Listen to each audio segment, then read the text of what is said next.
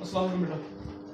उम्मीद है कि आप सब स्टूडेंट्स खैर खैरियत होंगे बेटा, क्योंकि कल हमने इसके सवाल किए थे 5.5 तक। आज हम इसका 5.6 क्वेश्चन सॉल्व करना शुरू करेंगे और आज हम इसके नेक्स्ट 5 क्वेश्चंस करेंगे। एक दो चीजें बेटा इसके आगाज में कि मैं इन चीजों को निहायत स्लो लेकर चल रहा हूँ। स्लो लेने का पर्पज ये है कि आप लोगों के ये आसानी से समझ आ सके, आपको इसकी अंडरस्टैंडिंग जितनी ज्यादा हो सके बेहतर से बेहतरीन हो। तो आइए आज की क्लास स्टार्ट करते हैं। पहला सवाल है यहाँ पर, क्योंकि स्पेस थोड़ी इस वजह से मैं इसको यहाँ पे सिर्फ सोल्यूशंस को रिटर्न कर रहा हूँ। थ्योरी जो है, थ्योरेटिकल वर्क जो है उसको मैं जस्ट आपसे ऐसे वर्बली डिक्टेट करता जाऊंगा। लिखा हुआ है अहमद सेव्स 5.6 क्वेश्चन है। Ahmed saves ₹8 in the first week, ₹10 in the second, and continues to increase his savings by ₹2.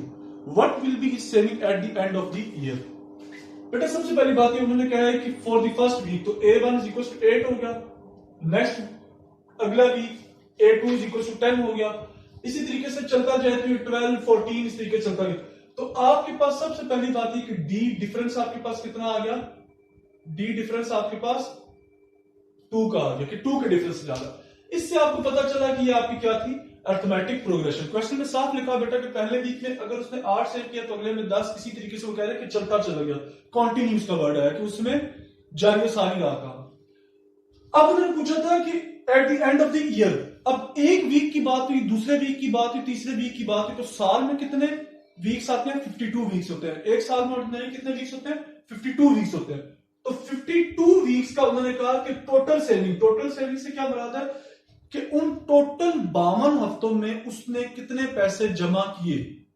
तो जमा क्या? Total saving S22। आपको पता है SN का फार्मूला क्या है?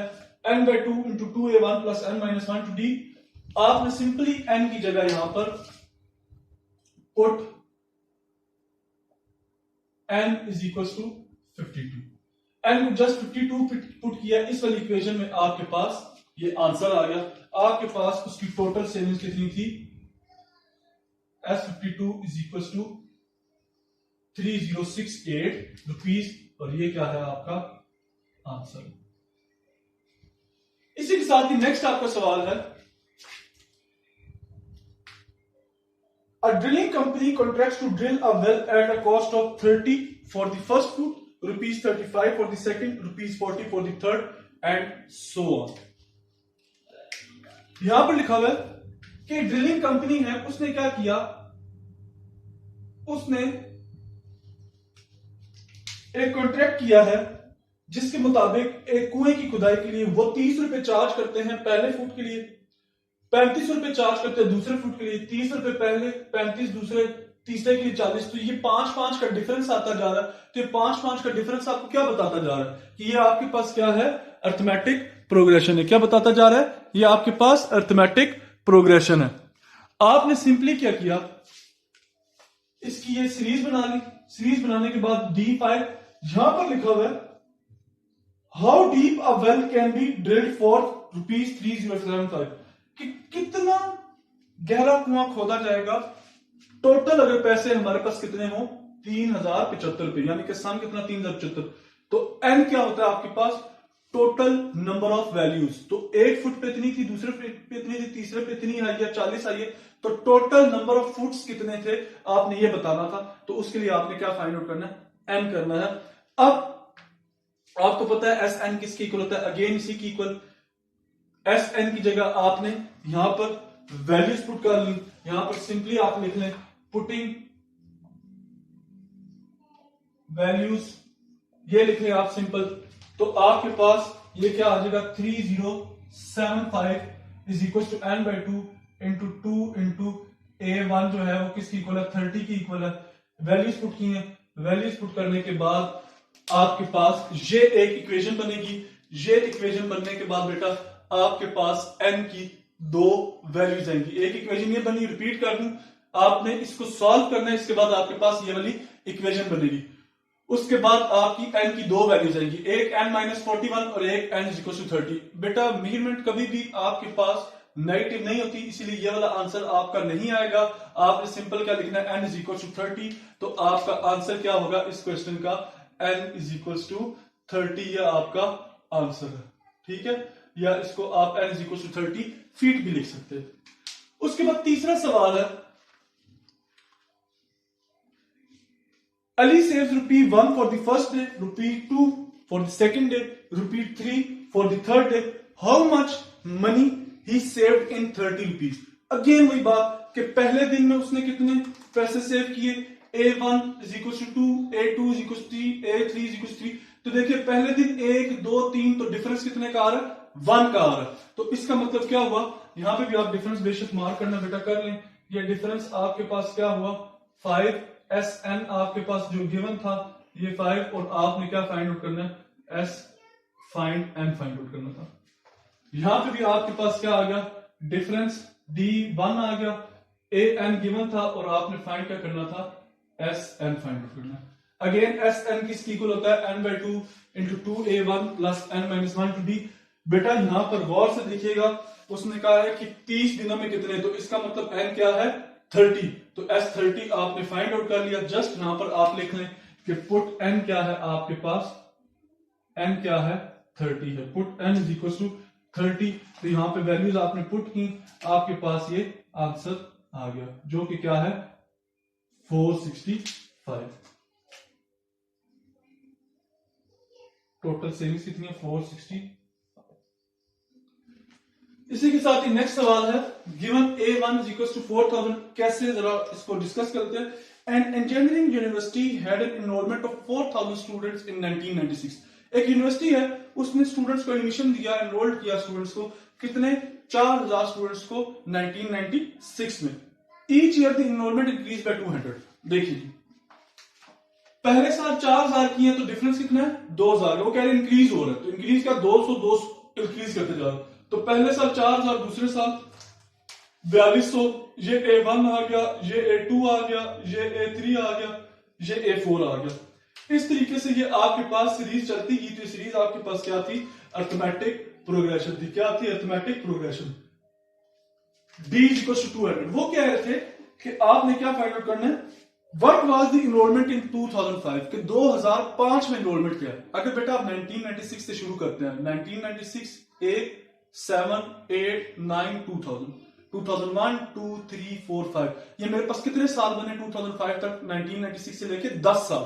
तो आपने 8 10 यानी कि 10 साल में 10 साल बाद कितने स्टूडेंट्स एनरोल्ड होने थे वो आपने फाइंड आउट करना था। आपको पता है an किसकी इक्वल होता है, A1 plus n-1 into D। आपने सिंपली यहां पर वैल्यूज पुट की, D ये है आपके पास, S1 फाइंड 8 10 ये है। आपने सिंपली इस इक्वेशन में वैल्यू पुट की, n की जगह यहां पर 10 पुट किया।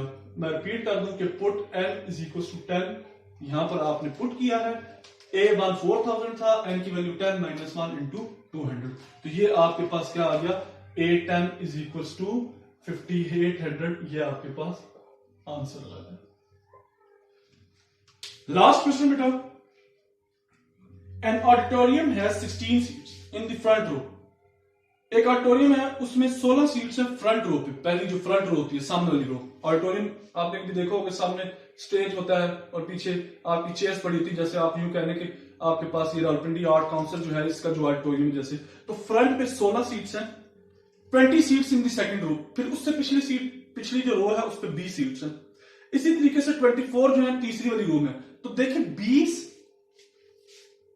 पहली में 16, दूसरी में 20, तीसरे में 24, तो 4 का डिफरेंस आ रहा है। तो ये 4 का डिफरेंस आ रहा है। अब इन्होंने ये कहा है कि आपने ये बताना है कि हर एक में कितनी कितनी लिखा हुआ है, how many seats are there in last row, कि आखिरी रो में कितनी है। अगर ये पहली रो में 16 है, दूसरी में 20 है, तीसरी में 24 है, तो A16 क्या होगी, आखिरी रो होगी। तो N क्योंकि 16 लिखा हुआ ना यहां पे, ऑडिटोरियम है 16 ये एंड सो ऑन फॉर 16 रोज की टोटल रोज कितनी थी, कहां तक वो सीट चलती जा रही थी, पहली में 16, दूसरी में 20, तीसरी में 24, और ये चलती जा रही थी कितनी रोज तक, 16 रो तक। मतलब कि एक रो में 20 16 है, दूसरी में 20 है, तीसरे में 24 है, तो ये कितनी रोज बन रही है, 16 रोज थी। तो अब ये आपने बताना है कि आपके पास how many seats are there in the last row, यानी कि जो 16वीं रो थी उसमें कितनी सीट्स थी, तो A16। How many seats are there in the auditorium, अब जितनी भी सीट्स पड़ी हुई थी, how many seats are there in the auditorium, कि पूरे ऑडिटोरियम में कितनी सीट थी। अगर पहली में 16 थी, दूसरी में 20 थी, दूसरी रो में, तो 16 जमा 20 कितनी होगी, 36 होगी। फिर तीसरी में 24 थी, वो 24 ऐड करें तो 36 जमा 24 60। इस तरीके से आपने बताना कि टोटल सीट्स कितनी है। तो फिर क्या हुआ, जाहिर सी बात है आपने S16 फाइंड आउट करना है। तो S16 और A16 का आपके पास यहाँ पे फार्मूला लिखा हुआ है, ये an किसकी इक्वल है, A1 plus n minus 1 to D। आपने सिंपल क्या करना है, put n is equal to 16 यहाँ पे पुट करना है। पहली आपके पास A16 आ गई जो कि किसकी इक्वल है, 76 की इक्वल है। फिर इसी तरीके से ये वाला फार्मूला लगाया, S16 आपने यहाँ पे put S is equal to put n is equal to 16 इसमें पुट किया, तो ये आपके पास क्या आ गया, S16 आ गई जो कि किसकी इक्वल है, 736 की। ये दोनों बेटा आपके रिक्वायर्ड आंसर हैं, यानी कि 16 रो में कितनी सीट्स थी और आपके पास sum of total sum of total seats in the auditorium कितनी। बेटा ये क्वेश्चन आपका निहायत इंपॉर्टेंट क्वेश्चन है। अगेन फिर एक बार बता दूं, ये क्वेश्चन आपका इंपॉर्टेंट क्वेश्चन है, वेरी वेरी इंपॉर्टेंट क्वेश्चन। उम्मीद है बेटा इससे रिलेटेड कोई भी आपका सवाल हो आप लोग पूछ सकते हैं। यहां तक आपके अर्थमेटिक प्रोग्रेशन से रिलेटेड जो वर्ड प्रॉब्लम्स थे खत्म हो चुके हैं। अगेन एक बार समरी बता दूं कि अर्थमेटिक प्रोग्रेशन में आपके सवाल को कैसे पता चलता है। आप जब सीरीज बनाते हैं तो आपने यहां पर देखा होगा हर सीरीज में कॉन्टिन्यूस डिफरेंस आ रहा है, यानी कि एक कांस्टेंट डिफरेंस आ रहा है। वो क्या है, 2 का आ रहा है, 4 का आ रहा है, एक डिफरेंस आ रहा है। जब आपके पास डिफरेंस आ रहा हो, जब एक कांस्टेंट नंबर से चीज ऐड हो रही हो, तो वो क्या होता है, आपके पास अर्थमेटिक प्रोग्रेशन होता है। इसमें आपके पास दो फार्मूले हैं, एक आपका सम ऑफ सीरीज था और एक जनरल टर्म का। हमने वो दोनों फार्मूले लगाए। सम ऑफ सीरीज का आपका SN ये वाला फार्मूला होता है और जनरल टर्म का फार्मूला आपके पास ये AN वाला होता है। आपने फार्मूला की मदद से ये 10 सवाल किए बेटा। पेपर पॉइंट ऑफ व्यू से सवाल निहायत इंपॉर्टेंट है। आप लोगों ने इन 5 सवाल की घर बैठ के प्रैक्टिस करनी है। आज के लिए आपका कोई होमवर्क नहीं है। काइंडली इनको घर में बैठ के आप अपनी प्रैक्टिस करें ताकि आपकी प्रैक्टिस दिन ब दिन इंक्रीज हो सके। थैंक यू सो मच बेटा। अल्लाह ने